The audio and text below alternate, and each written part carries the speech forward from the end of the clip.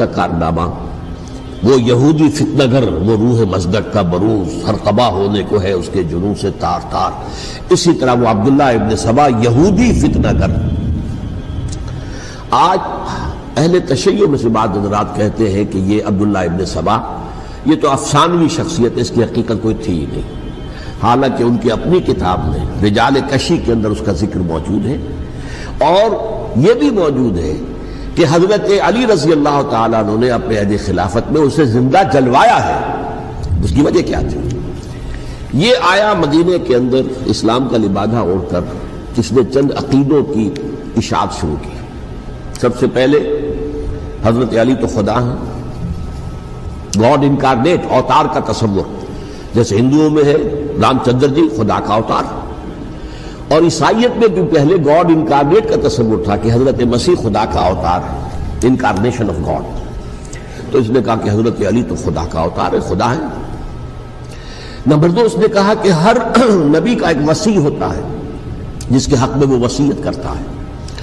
تو حضور صلی اللہ علیہ وسلم کے وصی حضرت علی ہیں، لہذا خلیفہ تو اول روز سے حضرت علی ہے. حضرت ابو بکر، حضرت عمر، حضرت عثمان یہ تو غاصب ہے، اور حضرت عثمان کی خلافت تھی اس وقت خاص طور پر. پھر اس نے جو قبائلی عصبیت تھی اسے بھڑکایا. پرانی جو عصبیت چل رہی تھی قریش کے اندر، وہ دو گھرانے ایک دوسرے کے مد مقابل تھے. دیکھیے، ایک ہوتا ہے قبیلہ، ایک ہوتا ہے گھرانہ. ہمارے پنجاب میں ایک قبیلہ ہے وٹو قبیلہ، اس کے گھرانے بہت سے، مانے کے، لالے کے، فجے کے، شامت کے، یعنی کوئی لالا تھا ان میں سے بڑا، ان کے بیٹے ہو گئے لالے کے، ان کی اولاد، خاندان یہ کہلاتے ہیں. قبیلہ ایک، یہ وٹو قبیلہ. تو قبیلہ تھا قریش، اس میں گھرانے بہت تھے، بنو ہاشم، بنو امیہ، بنو تیم، بنو عدی، یہ بہت سے گھرانے تھے. تو چوٹی کے دو گھرانے جو تھے وہ بنو ہاشم اور بنو امیہ، ان کے درمیان چپقلش تھی، مقابلہ، مسابقت. اور یہ مسابقت فی الخیر بھی ہوتی تھی. اگر انہوں نے غریبوں کو کھانے کھلائے ہیں تو ہم ان سے بڑھ کر کھلائیں گے، اگر وہ حاجیوں کی خدمت کرتے ہیں تو ہم ان سے بڑھ کر کریں گے. تو ان کے اندر یہ مسابقت الخیر بھی تھی، لیکن چپقلش تھی کہ کوئی ہم سے آگے نہ نکل جائے. وہ سمجھتا تھا وہ آگے نہ نکل جائے. اس شخص نے اس پرانی عصبیت کو تازہ کیا کہ حضور تو بنو ہاشم میں سے تھے، لہذا خلافت حق ہے بنو ہاشم کا، یہ غاصب ہے.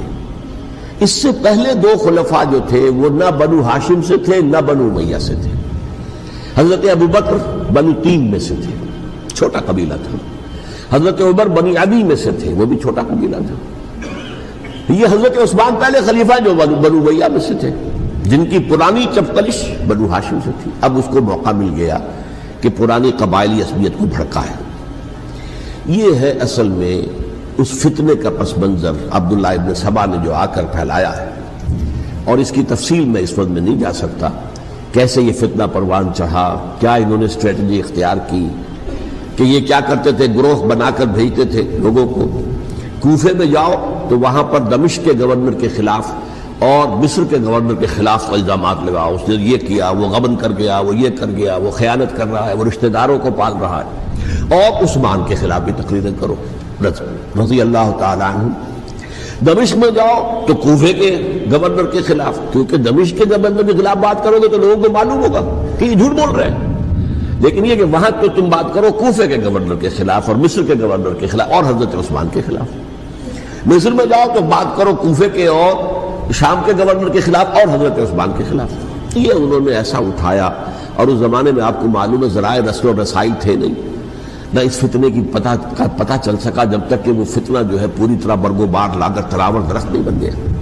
اس کے نتیجے میں حضرت عثمان رضی اللہ تعالی عنہ شہید ہوئے، اور خلیفہ پھر حضرت علی رضی اللہ تعالی عنہ کو انہی سوائیوں نے، جنہوں نے گھیراؤ کیا تھا، جنہوں نے حضرت عثمان کو شہید کیا ہے، یہی حضرت علی رضی اللہ تعالیٰ عنہ کے ارد گرد ہو گئے. اور حضرت علی رضی اللہ تعالیٰ عنہ بھی نہیں چاہتے تھے خلافت کی بیعت لینا، لیکن آخر کیا کرتے؟ کیا وہ امت کو بغیر خلیفہ کے چھوڑ دیتے؟ حضرت زبیر سے کہا گیا، انہوں نے نہیں مانا، رد کر دی بات. حضرت طلحہ سے کہا گیا، انہوں نے نہیں مانا. حضرت علی سے کہا گیا، اب عشرہ مبشرہ میں سے یہی تو تھے نا، لہذا انہوں نے تسلیم کر لیا، خلافت ہو گئی. لیکن اس کے بعد جو خانہ جنگی ہوئی ہے، اس خانہ جنگی کے نتیجے میں نوٹ کر لیجئے کہ 1,00,000 کے قریب مسلمان ایک دوسرے کی تلواروں اور نیزوں اور برچھیوں اور تیروں سے ختم ہو گئے، ہلاک ہو گئے۔ یہ ہماری تاریخ کا تاریخ ترین باب ہے۔ 5 سال، 4.5 سال حضرت علی کی خلافت کے اور 6 مہینے حضرت حسن کی خلافت کے رضی اللہ تعالی عنہ۔ اس سے کیا ہوا کہ ایک طرف تو اسلام کی جو توسیع ہو رہی تھی، تھمتا نہ تھا کسی سے سیل رواں ہمارا، وہ سیلاب رک گیا، انٹرنل سیبوٹاج ہو گئی نا، اب تو اندر ہی آپس ہی میں اگر دست و گریبان ہو گئے تو باہر اب کیا توسیع کرتے ہیں، وہ توسیع کا عمل رک گیا۔ اور یوں سمجھیے کہ جیسے ٹرک اگر کبھی چل رہا ہو، بھرا ہوا ہو، لوڈڈ، اور وہ چڑھائی چڑھ رہا ہو تو اگر کہیں موشن ٹوٹ جائے، ٹرک کو رکنا پڑے تو ڈرائیور کے جان پر بن جاتی، اس لیے کہ اس کو دوبارہ سٹارٹ کرنا، اور جبکہ وہ چڑھائی پر ہے، انکلائن پر ہے، آسان کام نہیں ہوتا، خطرہ ہوتا ہے وہ پیچھے جو ہے وہ نہ جائے۔ اور پہاڑی علاقوں میں آپ کو معلوم ہے ذرا پیچھے چلے جانے کا مطلب جو ہے بہت خطرناک جو ہے نتیجہ نکل سکتا ہے۔ بہرحال حضرت علی رضی اللہ تعالیٰ عنہ نے اپنے خلافت میں ایک کام یہ کیا، اب اس کی کیا مصلحتیں تھیں یہ تو انہی کے علم میں ہوگا، ہم قیاس کر سکتے ہیں اور میں اس طرف میں نہیں جانا چاہتا۔ ابھی تک خلافت کا مرکز تھا مدینہ منورہ، حضرت ابوبکر، حضرت عمر، حضرت عثمان، وہیں جہاں حضور صلی اللہ علیہ وسلم رہے تھے اور جہاں پر کہ حضور مدفون تھے۔ لیکن حضرت علی نے اپنا مرکز جو ہے وہ کوفہ بنا دیا۔ اچھا، اس کی ایک ظاہری وجہ یہ سمجھ آتی ہے کہ اسلام کا جو پھیلاؤ ہو گیا تھا، وہ سلطنت اتنی وسیع ہو گئی تھی کہ مدینہ منورہ بہت جنوب میں اور بڑے صحرا کو عبور کر کے جانا ہوتا تھا۔ کوفہ جبکہ ایسی مقام پر تھا کہ جہاں سے مشرقی راستہ جا رہا ہے ایران کو، عراق کے اندر تو ہے وہ شہر کوفہ، اور پھر ایران اور خراسان اور ہندوستان کو راستہ جا رہا ہے، وہیں سے شمال کی طرف جا رہا ہے، شام کی طرف اور ترکی کی طرف، اور وہاں سے پھر یہ کہ مغربی افریقہ کو بھی کنٹرول کرنا، جو شمالی افریقہ کو، وہ بھی آسان تھا۔ بہرحال حضرت علی نے کوفہ کو اپنا مرکز بنایا، اور نتیجہ یہ ہوا کہ سبائیوں کا بھی مرکز وہی بن گیا، چونکہ انہوں نے اپنے آپ کو گردا گرد رکھا حضرت علی کے رضی اللہ تعالیٰ عنہ۔ اب ظاہر بات ہے کسی پرٹیکولر پرسن کے خلاف تو کوئی مقدمہ موجود تھا نہیں، بلکہ جب جنگ جمل ہو رہی تھی، ابھی جنگ نہیں ہوئی تھی، حضرت عائشہ، حضرت طلحہ، حضرت زبیر وہ لے کر آئے تھے لشکر اس مطالبے کے لیے کہ حضرت عثمان کے قاتلوں کو سزا دی جائے، قصاص لیا جائے۔ حضرت علی رضی اللہ تعالیٰ عنہ سے گفت و شنید ہو رہی تھی، حضرت علی جو ہے اس پر آمادہ ہو گئے کہ ٹھیک ہے، میں جو بھی قاتلین عثمان ہیں ان کو گرفتار کر کے سزا دوں گا۔ عین اسی وقت کوفے کی مسجد کے اندر جو ہے 10,000 کا مجمع کھڑا ہو گیا، ہم سب قاتل عثمان ہیں، لو ہم سے بدلہ کہاں سے لوگے۔ اور انہوں نے کیا کیا، جاتے ہی جنگ چھیڑ دی، جب چھڑ جائے تو یا مرو یا مارو، اس کے سلاوہ تو کوئی چارہ کار ہوتا ہی نہیں۔ ایک رات میں 10,000 مسلمان شہید ہوئے، جن میں 2 عشرہ مبشرہ میں سے حضرت زبیر اور حضرت طلحہ رضی اللہ تعالیٰ عنہ۔ تو یہ صورت تھی، سبائیوں نے گھیراؤ کیا حضرت علی کا رضی اللہ تعالیٰ۔ حضرت معاویہ دعوے دار نہیں تھے خلافت کے، قطعاً نہیں، ان کا صرف ایک دعویٰ تھا، اور وہ یہ تھا کہ عثمان کے قاتلوں کو گرفتار کرو، یا خود سزا دو یا ہمارے حوالے کرو، ہم اس سے قصاص لیں گے۔ اس لیے کہ قبیلہ بنو امیہ کا تھا، اور حضرت ابی معاویہ بنو امیہ میں سے، تو ایک خاندانی طور پر جو ہے ہم قصاص لیں گے ان سے جنہوں نے قتل کیا ہے حضرت عثمان کو۔ لیکن یہاں ظاہر بات ہے کہ حضرت علی رضی اللہ تعالیٰ عنہ کی طرف سے مطالبہ یہ ہوتا تھا، تم پہلے میری بیعت کرو، میرے ہاتھ مضبوط کرو تاکہ میں ان کے خلاف تو اقدام کر سکوں۔ لیکن انہیں یہ اندازہ تھا کہ اگر میں نے بیعت کی تو ظاہر بات ہے کہ حضرت علی تک پہنچنے سے پہلے مجھے گردن اڑا دیں گے یہ لوگ، اس لیے کہ سبائی جو ہے وہ آپ کو گھیرے ہوئے۔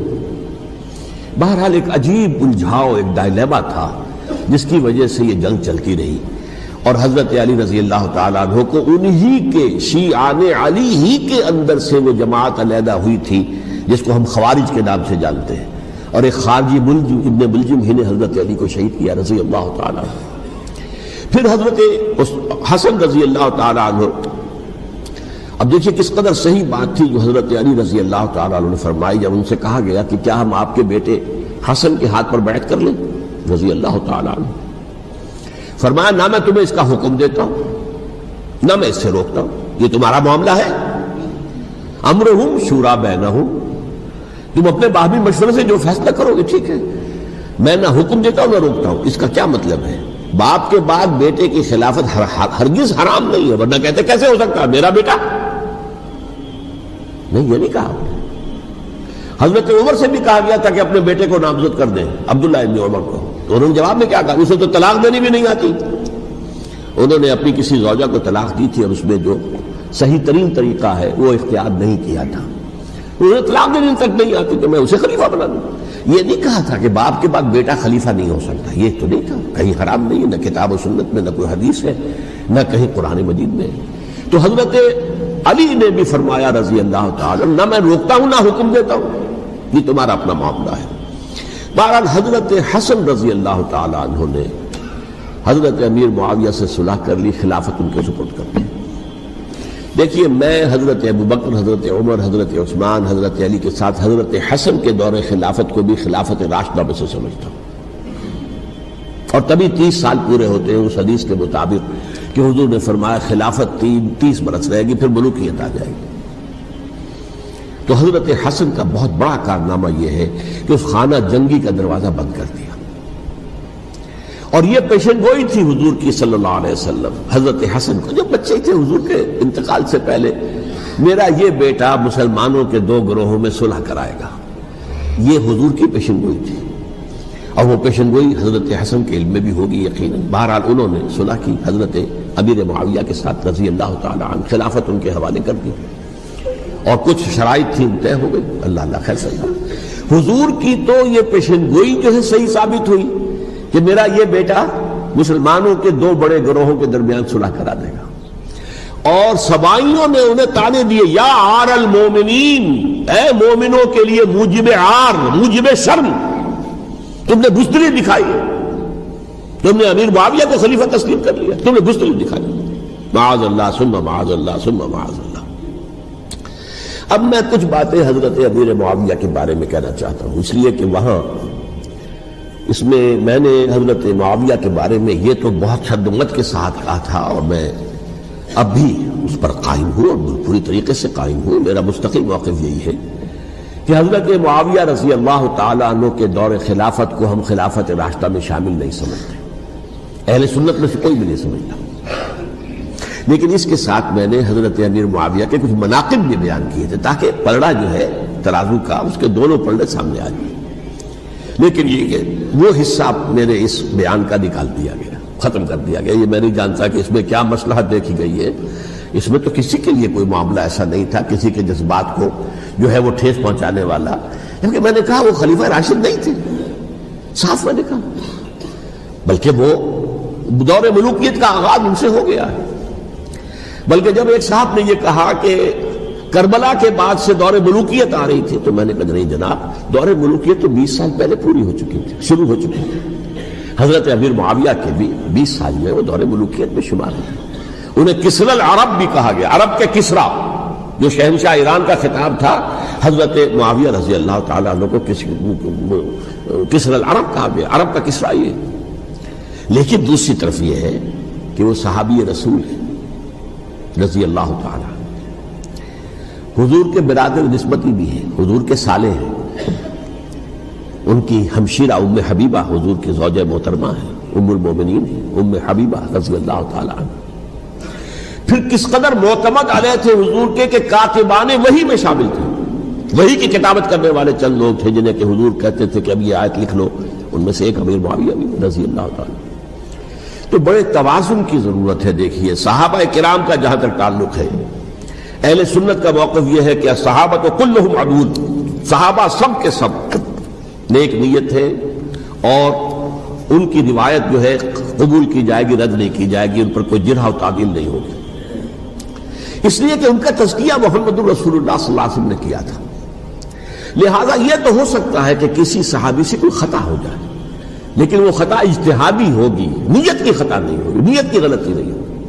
اگر کسی صحابی کی نیت پر حملہ کیا جائے تو یہ اصل میں طعن ہے، حملہ ہے حضور پر کہ وہ تربیت دے نہیں سکے اپنے ساتھیوں کو. معاذ اللہ ثم معاذ اللہ ثم معاذ اللہ، وہ تزکیہ کر ہی نہیں سکے. 3 جگہ جو قرآن میں آیا ہے یتلو علیہم آیاتہ ویزکیہم، تو کیا تزکیہ کیا؟ اگر ان کے قریب ترین ساتھی جو تھے، اگر ان کے اندر بھی بدنیتی تھی اور دنیا کی طلب تھی، اور دنیا کے اندر اقتدار حاصل کرنے کا جذبہ تھا، تو پھر کیا کیا تذکیہ کیا؟ معاذ اللہ ثم معاذ اللہ۔ لہذا صحابہ سب کے سب عدول ہیں اور ان سے اختلاف ممکن ہے، لیکن ان کی نیت پر حملہ نہیں ہو سکتا۔ تو حضرت امیر معاویہ کی شخصیت ایک چیز ہے، آپ کا دور خلافت دوسری چیز ہے۔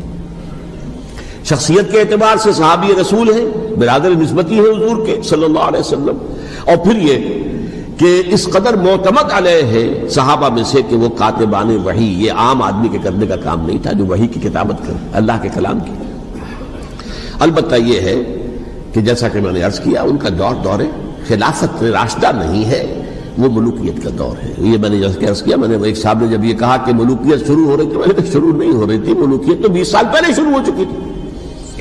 اسی طریقے سے ایک صاحب نے کہا تھا کہ اسلام کو قائم کرنے کے لیے حضرت حسین میدان میں آئے، میں نے کہا یہ بھی غلط ہے، اسلام تو 60 سال پہلے قائم ہو چکا تھا، نبی اکرم صلی اللہ علیہ وسلم کے دست مبارک سے اسلام قائم ہو گیا، جاء الحق وزهق الباطل ان الباطل کان زهوقا، پھر 30 برس تک وہ کامل شکل کے اندر قائم رہا۔ تو اسلام جو ہے در حقیقت اب قائم کرنے والی بات نہیں تھی، البتہ اس کے اندر زوال شروع ہو گیا تھا، اس زوال کے عمل کو روکنے کے لیے حضرت حسین میدان میں آئے۔ یہ چیز کو صحیح تاریخی پرسپیکٹو میں رکھنا، تو جس طرح سے دین کو قائم کرنے کے لیے دیکھیے، قائم تو کیا محمد رسول اللہ صلی اللہ علیہ وسلم والذین معہ رضی اللہ تعالی عنہ، انہوں نے کیا تھا۔ ہاں اب جو ہے وہ اپنی اس شاندار حیثیت سے نیچے گرنے لگا تھا، وہ میں بعد میں عرض کروں گا کہ میں نے اسے کیا عرض کیا تھا کہ یہ اس زوال کو روکنے کے لیے کسی طریقے سے یہ اپنی اصل حقیقت میں قائم رہے، یہ حضرت حسین رضی اللہ تعالیٰ عنہ کی سعی تھی۔ اچھا، حضرت امیر معاویہ کے جو 20 سال ہیں وہ پورے امن، سکون، اطمینان، کوئی جھگڑا، کوئی فساد، کوئی اختلاف، کوئی باہمی خانہ جنگی، کچھ 20 سال۔ یہ بھی تاریخ کی بڑی چشم کشا حقیقت ہے جو عام طور پر لوگوں کے علم میں نہیں ہے۔ سبائی بھی دبتے رہے، حضرت امیر معاویہ کی حکومت اتنی مضبوط تھی، کنٹرول، کہ ان کو کچھ سر اٹھانے کا موقع نہیں ملا۔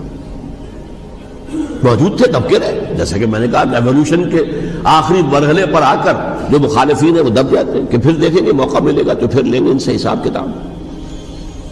20 سال رہے ہیں پورے امن کے، 10 سال کے بعد یعنی درمیان میں ہے حضرت امیر معاویہ کا عہد خلافت۔ ایک صحابی جو کہ بزرگ صحابہ میں سے ہے، مغیرہ ابن شعبہ رضی اللہ تعالی عنہ، وہ آتے ہیں اور وہ کہتے ہیں کہ دیکھیے امیر المومنین، کتنی بڑی خانہ جنگی رہی تھی مسلمانوں کی آپس میں، اور اب بھی اگر آپ کسی کو نامزد کیے بغیر چھوڑ گئے امت کو تو پھر خانہ جنگی ہو جائے۔ 1 لاکھ اس وقت جو ہے وہ ہلاک ہوئے تھے، نہ معلوم اب کتنے ہلاک۔ لہذا آپ اپنی زندگی ہی میں نامزد کر دیجئے کسی کو خلیفہ، ولی عہد بنا دیجئے۔ حضرت امیر معاویہ نے ابتداءً جو ہے انکار کیا نہیں، لیکن ان کے دلائل ایسے تھے وزنی، اور میں سمجھتا ہوں کہ وہ بات صحیح تھی جو مغیرہ ابن شعبہ نے کہی، اس لیے کہ اب صحابہ کرام میں سے جو کبار صحابہ تھے وہ تو سب دنیا سے رخصت ہو چکے تھے، اب تو یا صغار صحابہ رہ گئے تھے جو حضور کے زمانے میں بچے تھے، حضرت حسن، حضرت حسین، عبداللہ ابن زبیر، یہ بچے تھے نا، یا تو وہ تھے، اور یا بالکل نو مسلم تھے، اور نو مسلموں میں بڑی تعداد وہ تھی جو ایرانیوں کی تھی، شامیوں کی تھی، ادھر کی تھی، تو ان کو تو ظاہر بات ہے کہ تربیت نبوی سے کیا خلافت راشدہ سے بھی اکثر و بیشتر کو کوئی حصہ ملا ہی نہیں۔ تو اس صورت میں اب وہ اعلیٰ ترین معیار پر حکومت کے نظام کو قائم کرنا ممکن نہیں ہے۔ کوئی قبائلی عصبیت جب تک حکومت کی پشت پر نہیں ہوگی، حکومت مستحکم نہیں ہوگی۔ یہ گویا کہ ایک جس کو کہتے ہیں کہ حقیقت بینی، واقعیت پسندی، ایک آئیڈیالزم ہے اور ایک ریئلزم ہے کہ آپ فیکٹس آن دی گراؤنڈ کو غور کریں، سوچیں اس کے اوپر اور پھر کوئی فیصلہ کریں۔ اس اعتبار سے پھر حضرت امیر معاویہ نے بات مان لی اور بیعت لے لی لوگوں سے حضرت یزید کے لیے کہ یہ خلیفہ ہوں گے میرے بعد، اس کو ولی عہدی کہتے ہیں۔ اچھا، اس وقت 5 افراد ایسے تھے کہ جنہوں نے اس سے اختلاف کیا، یہ بات بہت اہم ہے۔ میرا کتابچہ ہے سانحہ کربلا، اس کے کچھ نسخے آج یہاں ہوں گے، آپ لوگ پڑھیے اسے غور سے اور پھیلائیے تاکہ حقیقت سامنے آئے۔ 5 افراد کون تھے جو ہونے چاہیے؟ ابو بکر فوت ہو گئے، ان کے بیٹے عبد الرحمن ابن ابی بکر، عمر فوت ہو گئے، ان کے بیٹے عبداللہ ابن عمر، عباس فوت ہو گئے، ان کے بیٹے عبداللہ ابن عباس، زبیر فوت ہو گئے، ان کے بیٹے عبداللہ ابن زبیر، اور حضرت حسن جو ہے ان کا انتقال ہو چکا تھا، حضرت علی کے بیٹے حضرت حسین رضی اللہ تعالی عنہ اجمعین۔ حضرت حسن کے بارے میں ایک فریق کا کہنا یہ ہے کہ انہیں زہر دے کر ہلاک کیا گیا، اہل تشیع کا قول یہ ہے، جبکہ اہل سنت کہتے ہیں کہ نہیں، وہ اپنی جو بھی طبی موت تھی اس سے ان کی وفات۔ لیکن میں اس میں نہیں جانا چاہتا، اس لیے کہ یہ مائکرو ہسٹری جو ہے نا، وہ تو ایک ایک واقعے کے لیے ادھر کی روایات کیا، ادھر کی کیا ہیں، ان کے پاس کیا دلائل، یہ تو کسی ریسرچ اسکالر کا موضوع ہے، میرا موضوع نہیں ہے۔ لیکن بہرحال یہ 5 حضرات تھے جنہوں نے ولی عہدی کی بیعت نہیں کی، لیکن حضرت معاویہ اتنے حلیم الطبع انسان تھے، انہوں نے جبر نہیں کیا، کوئی تشدد نہیں کیا۔ ٹھیک ہے، ولی عہدی کی بیعت نہیں کر رہے، کوئی بات نہیں، میری بیعت تو کی ہوئی ہے نا، ابھی تو میں زندہ ہوں، بات ختم ہو گئی، میری بیعت تو نہیں توڑا انہوں نے، فسخ بیعت نہیں کی۔ اس اعتبار سے انہوں نے نہ کوئی تشدد کیا، نہ جبر کیا، نہ کوئی مواخذہ کیا۔